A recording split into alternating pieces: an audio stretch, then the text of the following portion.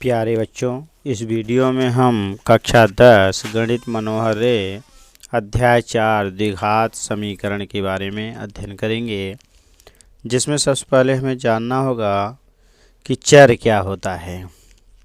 तो सबसे पहले हम जानेंगे कि चर क्या है, फिर अचर क्या है, फिर इसके बाद द्विघात क्या है, फिर समीकरण क्या है। तो चर का मतलब होता है कि एक्स वाई जेड ये हमारे चर कहलाते हैं, अर्थात अलग अलग स्थानों पर जिसका मान बदलता रहे उसी को हम चर कहते हैं।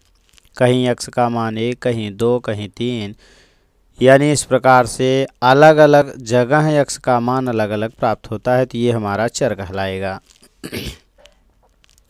अगला आता है अचर। तो अचर में क्या मिलेगा?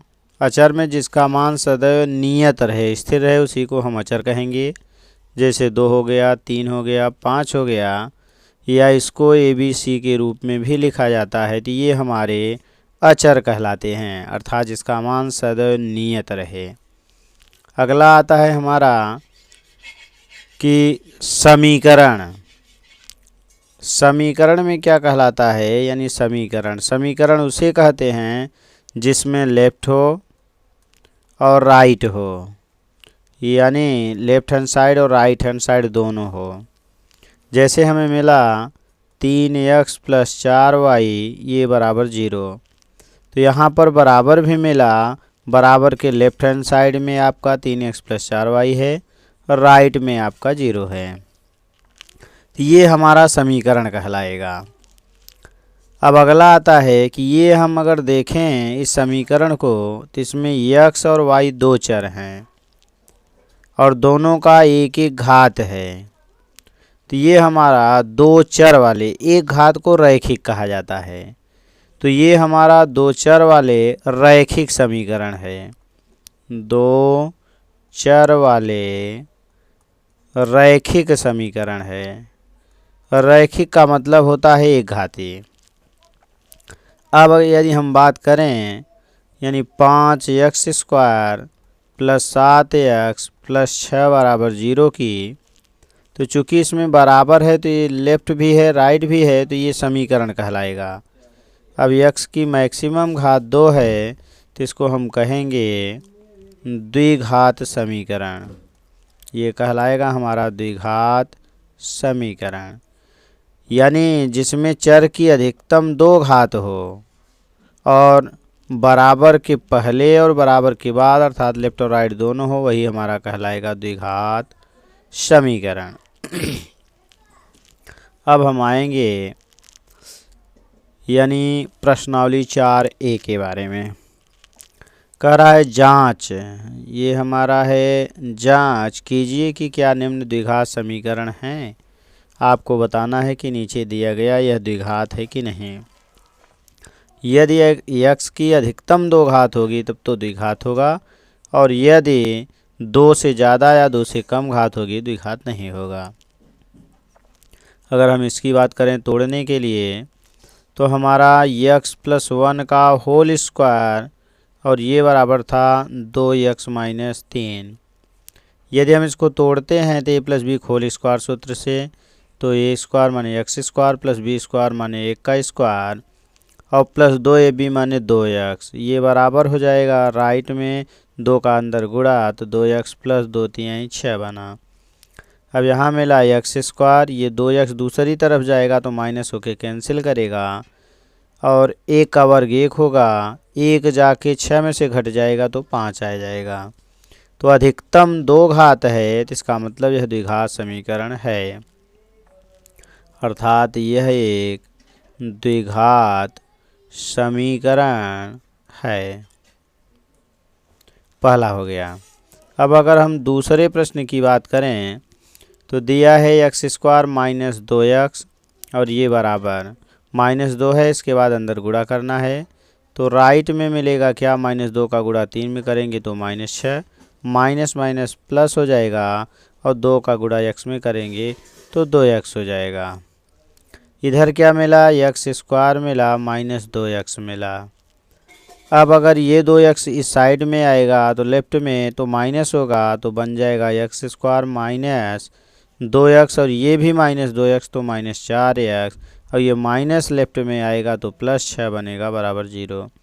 तो अधिकतम दो घात बची हुई है, इसका मतलब यह भी द्विघात समीकरण है, द्विघात समीकरण है, यानी ये दूसरा हो गया। अब अगर हम प्रश्न संख्या 3 की बात करें तो दिया है हमारा x minus 2x plus 1, x minus 1 x plus 3। अब हम x का गुणा x के साथ करेंगे तो x स्क्वायर बनेगा, फिर इसी x का गुणा अगर हम 1 के साथ करेंगे तो प्लस x बनेगा। अब अगर हम 2 की गुणा x के साथ करेंगे तो माइनस 2x बनेगा, फिर माइनस 2 का गुणा 1 के साथ करेंगे तो माइनस 2 बन जाएगा।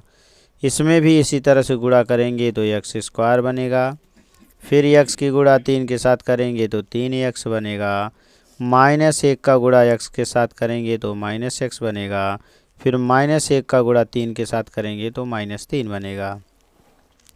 अब ये एक्स स्क्वायर दूसरी तरफ जाएगा, माइनस होके कैंसिल कर देगा, इसमें से घटाएंगे तो माइनस एक्स बचेगा माइनस 2, इधर 3x में से 1x घटेगा तो 2x बचेगा और माइनस 3 बचेगा।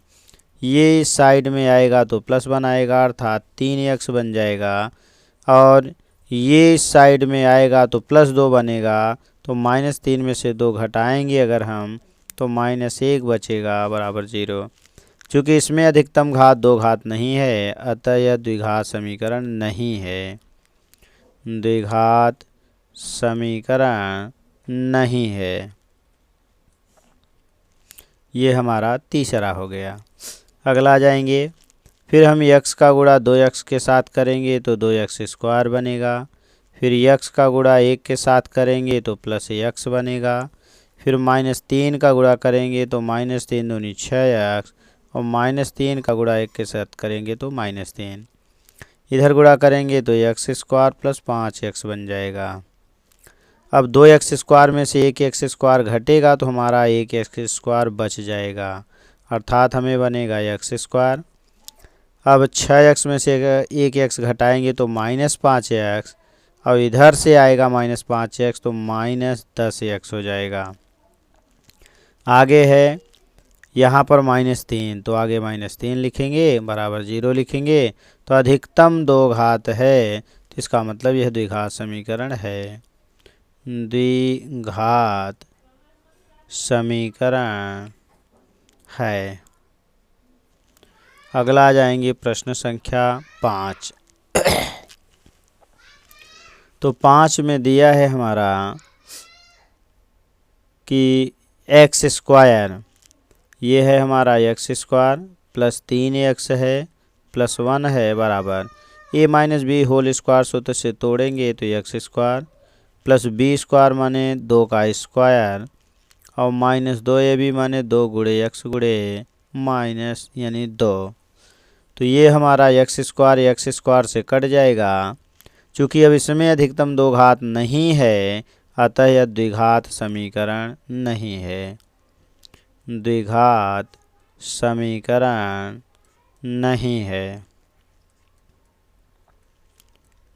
यही हमारा आंसर हो जाएगा। अगला हो गया, अगर यहाँ हम बात करें तो x प्लस 2 का होल क्यूब बना, ये बराबर हो गया 2x ब्रैकेट में हुआ एक्स स्क्वायर माइनस 1। अगर हम क्यूब तोड़ते हैं तो हमें क्या मिलेगा, यहाँ पर a प्लस बी का होल क्यूब अर्थात a क्यूब x क्यूब बनेगा, प्लस b क्यूब माने 2 का cube, plus 3ab x into 2, और a प्लस बी माने x प्लस 2। राइट में आएंगे तो 2x क्यूब बन जाएगा माइनस 2x बनेगा। आगे आएंगे तो इधर हमारा यदि देखें तो इधर x क्यूब है और इधर 2x क्यूब है। अगर इस x क्यूब को लाके घटाएंगे तो एक x क्यूब बच जाएगा।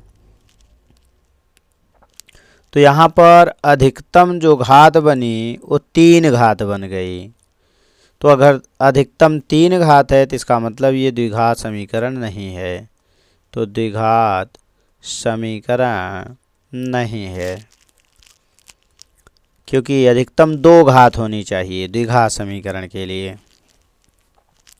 अगला हमारा यानी बना एक्स क्यूब माइनस है 4x² माइनस एक्स प्लस 1 है बराबर a माइनस बी के होल क्यूब से तोड़ेंगे तो a क्यूब, फिर माइनस बी क्यूब यानी 2 का क्यूब, और माइनस 3a माने x और b माने 2 और ब्रैकेट में a माइनस बी।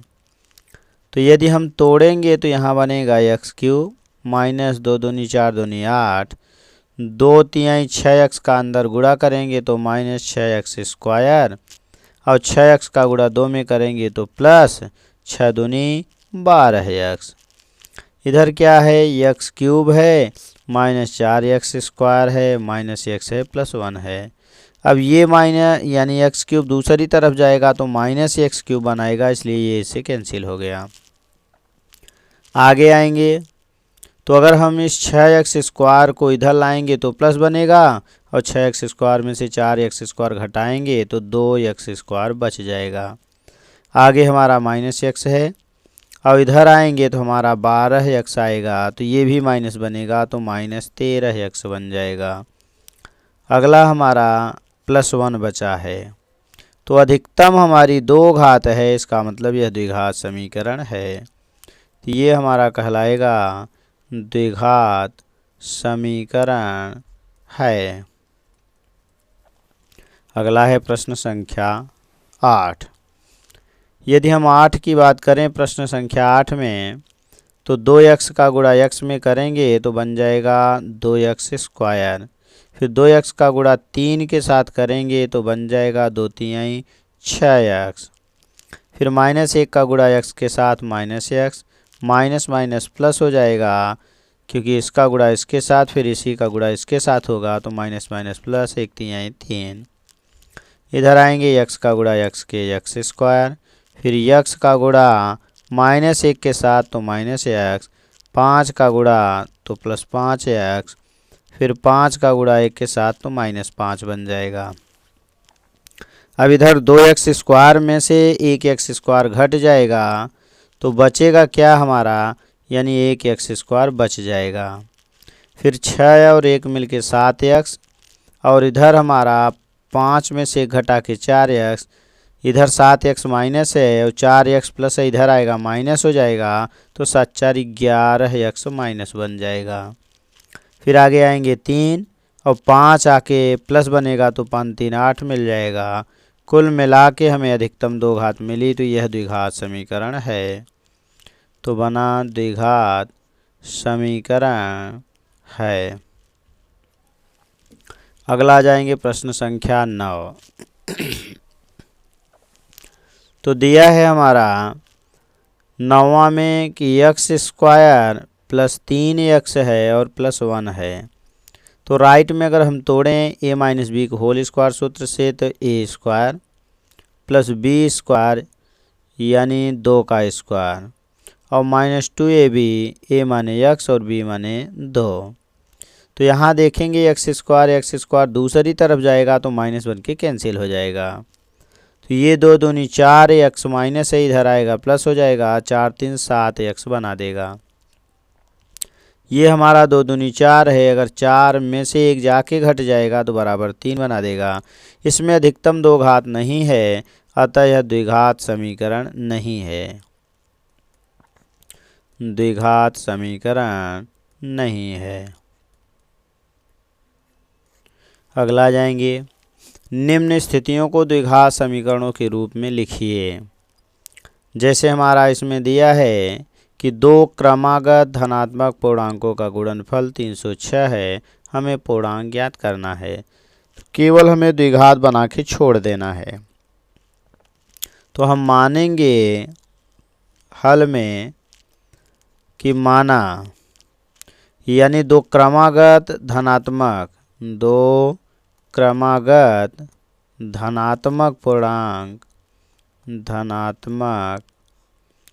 पूर्णांक, एक यक्स ले लेंगे, दूसरा x+1 ले लेंगे, क्रमागत माने एक एक जोड़ेंगे। तो आगे आएंगे, अब इनका गुणनफल दे दिया है, यानी x इंटू x+1 कराए 306 है, तो बना x² प्लस x, 306 इधर आएगा तो 306 बराबर 0। यही हमारा उत्तर हो जाएगा, क्योंकि उसने कहा है कि द्विघात समीकरण बना के छोड़ना है, हमें पूर्णांक ज्ञात करना है, यानी पूर्णांक ज्ञात करने के लिए। अगला प्रश्न है 11 में दिया है कि एक रेलगाड़ी 480 किलोमीटर की दूरी समान चाल से तय करती है। यदि उसकी चाल 8 किलोमीटर प्रति घंटा कम होती तो वह उसी दूरी को तय करने में 3 घंटे अधिक लेती। हमें रेलगाड़ी की चाल ज्ञात करनी है। तो हम आ जाएंगे हल में यहाँ पर हम मानेंगे कि माना रेलगाड़ी की चाल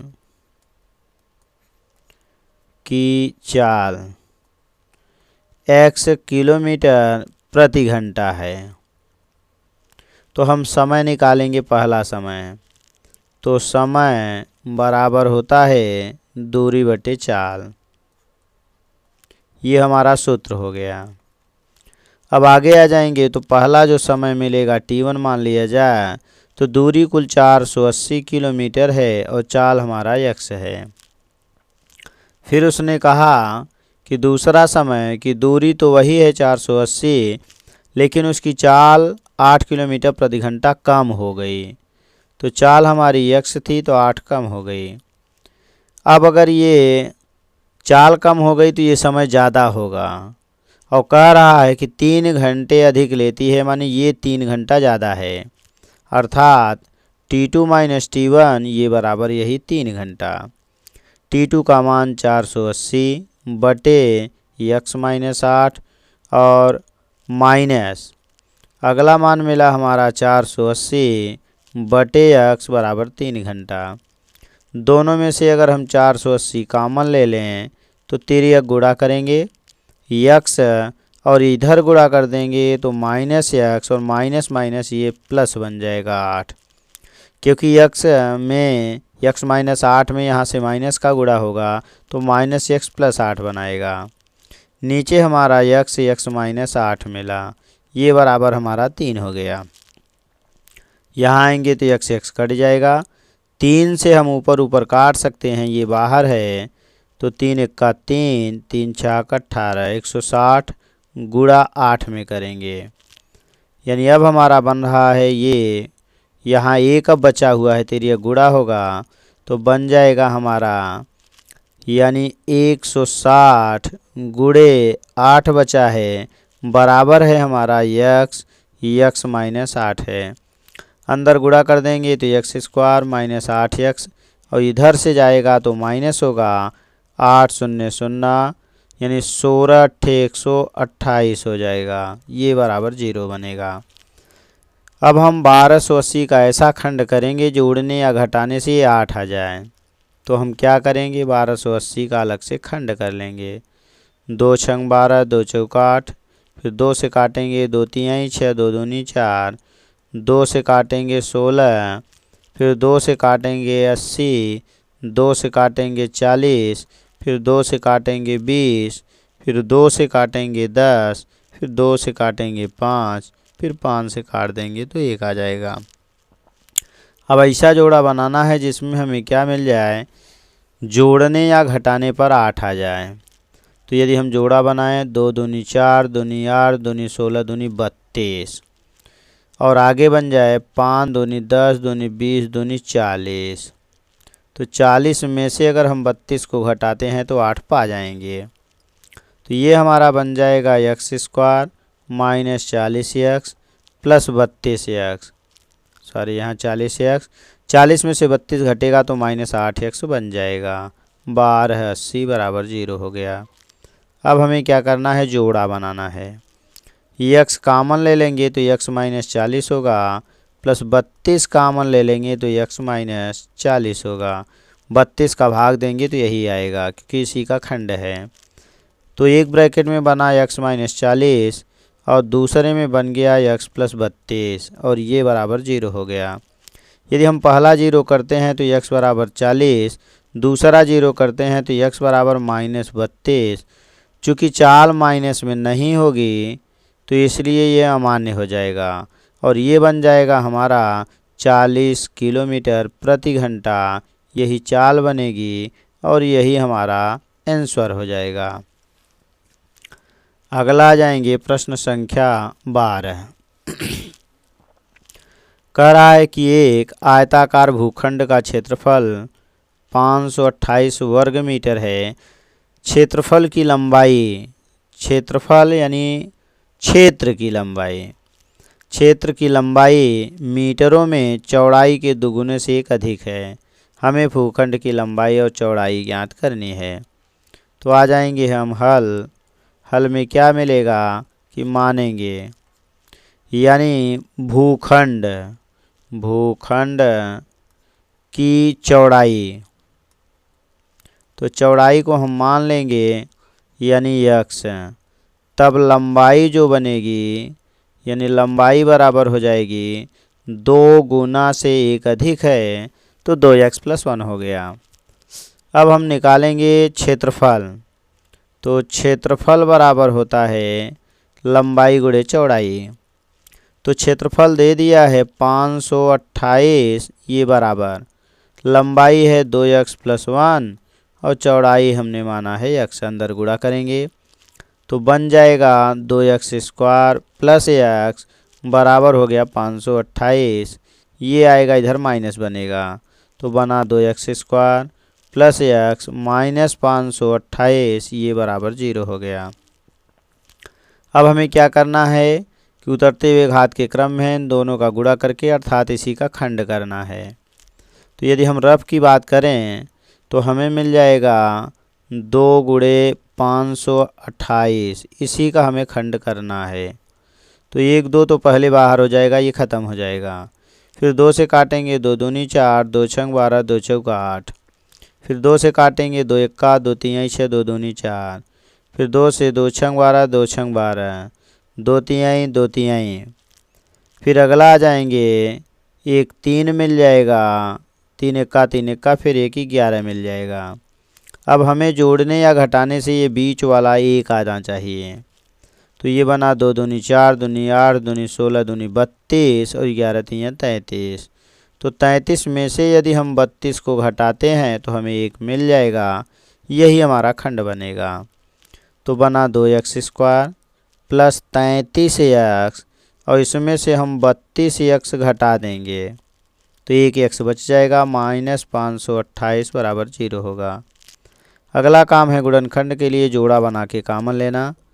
तो हमारा x कॉमन हो जाएगा तो ये बन जाएगा हमारा, चूँकि यहाँ पर x जब कॉमन ले लेंगे तो बन जाएगा 2x और प्लस 33।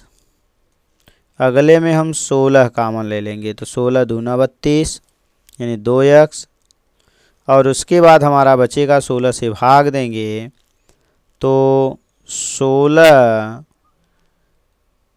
3 48 और 4 बच गया और 8 उतार लिए, फिर 16 3 48 यानी हमें मिल गया एक ब्रैकेट में 2x प्लस 33 और दूसरे में मिल गया हमारा x माइनस 16 बराबर 0। तो पहला यदि हम 0 करेंगे तो हमें मिल जाएगा x बराबर माइनस 33/2। चूँकि लंबाई या चौड़ाई माइनस में नहीं होती है इसलिए हमारा ये अमान्य हो जाएगा। अगला बचेगा हमारा x माइनस 16 बराबर 0, तो x बराबर हमारा 16 हो जाएगा। ये बनी हमारी चौड़ाई और हमें निकालना क्या है कि लंबाई और चौड़ाई। तो लंबाई जो मिल जाएगी, लंबाई है 2x प्लस 1 तो 2 गुणे 16 प्लस 1 तो 16 दूना 32 1 33 मीटर, ये हमारा लंबाई बन जाएगी। तो यही हमारा आंसर बना, लंबाई बन गई 33 मीटर और चौड़ाई बन गई 16 मीटर, और यही हमारे आंसर हो जाएंगे। अगला है प्रश्न संख्या 13। दिया है कि रोहन की माँ उससे 26 वर्ष बड़ी है। उनकी आयु वर्षों में का गुणनफल अब से 3 वर्ष के पश्चात, 3 वर्ष के बाद के आयु का गुणनफल जो दिया है वह दे दिया है 360। हमें रोहन की वर्तमान आयु ज्ञात करनी है। तो हम आएंगे हल में आ जाएंगे, मानेंगे कि माना रोहन की आयु, रोहन की वर्तमान आयु x वर्ष, तब माँ की आयु, माँ 26 वर्ष बड़ी है तो x + 26 बन जाएगा। अब अगला है 3 वर्ष बाद, तो 3 वर्ष बाद रोहन, ये बराबर हो जाएगा x + 3, और माँ ये बराबर हो जाएगी x + 26 + 3 अर्थात x + 29 हो गया। और करा दोनों का गुणनफल यानी प्रश्नानुसार। अब हम दोनों का गुणा करेंगे, तो रोहन माने x + 3 और माँ माने x + 29। अब इनका गुणनफल दिया है 360। अब x का गुणा हम x के साथ करेंगे तो x², फिर x का गुणा हम 29 के साथ कर देंगे तो हमारा बन जाएगा। अब हम x का गुणा 29 के साथ अगर करते हैं तो हमें मिल जाएगा यानी 29x। फिर 3 का गुणा x के साथ करेंगे तो 3x, फिर 3 का गुणा 29 के साथ करेंगे तो 3 × 9 = 27, 3 दूनी 6 2 8, और -360 क्योंकि उधर प्लस है इधर आएगा माइनस होगा। अब ये बना हमारा x², 29 और 3 यानी बन जाएगा हमारा 32x माइनस 10 में से 7 घटाएंगे तो 3 आएगा, 5 बचा, 15 में से 8 घटाएंगे तो 7 आएगा, और बाकी मिला 273 हो गया। ये बराबर 0। अब हमें ऐसा खंड करना है 273 का कि 32 आ जाए। इसके लिए हम करेंगे क्या, 273 का खंड करेंगे। तो 3 से हम काट देते हैं, 3 × 9 = 27, 3 × 1 = 3। अब 3 से काटेंगे तो अब तो 3 से कटेगा नहीं, 3 दूनी 6 नहीं कटेगा, तो यानी अगला है हमारा यानी 7 से, तो 7 × 1 = 7, 7 से काटेंगे तो हमें बन जाएगा 7 × 1 = 7, 2 बचा, 7 × 3 = 21, अगला 13 से कटेगा। तो हमें मिला ऐसा करना है कि 32 आ जाए। तो यहाँ मिल गया हमारा 13 × 3 = 39, और इसमें से 7 घटा देंगे तो 32 आ जाएगा, अर्थात हमारा बन गया 39 - 7।